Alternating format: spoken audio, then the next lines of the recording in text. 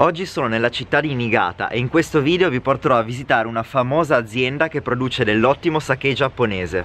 This is malted or molded rice. Oh, I see. And it smells very sweet and delicious. You'll smell it a little bit today in the brewery.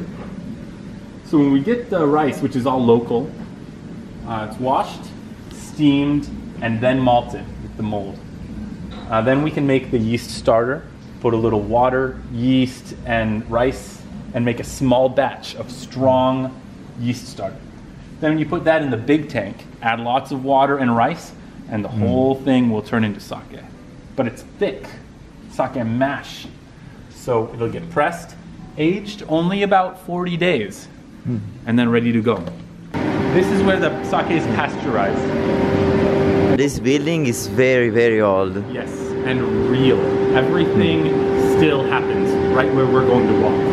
One of our big tank rooms is very messy right now because we're very busy in the holiday season. But this is one of our tank rooms, and up there is where the koji gets dried.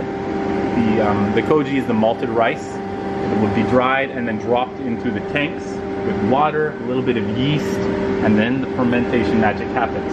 I will take you into another tank room that is also active. You've probably seen several hanging brown balls like this. Yeah. This is called sugidama. It's made out of pine needles, and the one that was right out in front was green. Now the green one means that the sake brewing season has just begun. By the time that turns brown like this, that's the signal to the community that the sake has been made and aged and it's ready. So it's a natural timer to let us know when the sake is here. Good smell. So everything here is working and active. Now, before World War II, all sake barrels look like this. This is cedar and bamboo. And the problem with it was that they've got a short shelf life, less than 10 years, and you have to throw them away. They lose their flavor and they could rot because of the live cultures and bacteria. However, we still use it. We're the only sake brewery in Niigata that still brews in a wooden barrel, and we're one of the only in Japan that still makes a junmai daiginjo in a wooden barrel. That's the highest level of Japanese sake. So we're very proud of it, and it's on our tasting today. So get ready. I'm ready. These days, most breweries use barrels that look like this. This is plastic on the outside for insulation, and then steel, but then the inside is glass. This is the perspective that the brewers will have every day. They'll be up above, open the lid, put in a long stick, like you see in the corner, and stir like this. And I'm bigger than most of the brewers. I'm not a small person, but they are much stronger than me because they were teaching me to do it. And I was like, I'm tired. They're like, come on. And this is a shrine? Yes, it is. In fact, really? Every year at the beginning of the brewing season, we have a Buddhist monk come and he does a blessing. And so a Buddhist monk. Yes, but this is a Shinto shrine. Oh, there was. Yeah, it's like Japanese style. Yeah, we definitely have a mix of the culture. If you go to shrines and temples, you will see sake barrels that have been given as gifts. This area is kind of a time slip back to the 1980s when sake was king again. This is the up close and personal vending machine. You can see only 50 yen for a cup of hot sake. Everything we make is junmai sake, which means there's only 2 ingredients, rice and water. No additives, nothing added.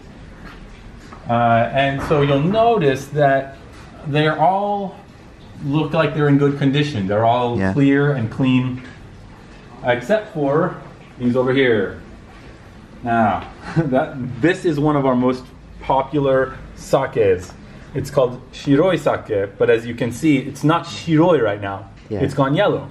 Because it's an unpasteurized, unfiltered sake, which means it has a very short life. Oh, this is an old distiller, actually. The distiller was used for adding distilled alcohol into sakes to make like honjozo or futsushu.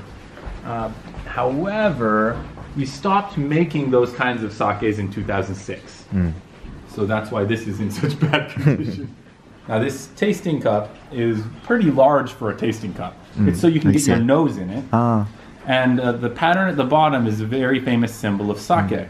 The two colors with the contrast help you to see the clarity of color of the sake. So it's for good sake judges.